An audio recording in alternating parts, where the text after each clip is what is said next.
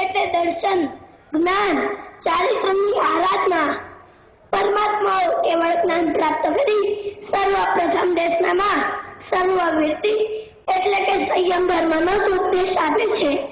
તેઓ પોતે પ્રથમ સંયમ ગ્રહણ કરે છે, પછી જ આ કલ્યાણનો માર્ગ બતાડે છે.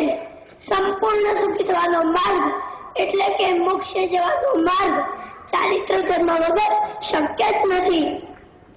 અને મનુષ્ય જન્મ પામ્યા સિવાય મોક્ષે જવાનું શક્ય નથી.